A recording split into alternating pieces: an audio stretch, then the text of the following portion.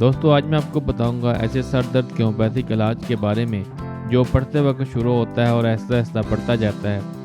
دوستوں اگر آپ کو پڑھتے وقت یا پڑھنا شروع کرتے ساتھ ہی سر میں درد شروع ہو جاتا ہے، سر میں کھچاؤ پڑنا شروع ہو جاتا ہے یا آنکھوں کے پیچھے درد شروع ہو جاتی ہے، تو اس کی ایک وجہ نظر کی کمزوری بھی ہو سکتی ہے۔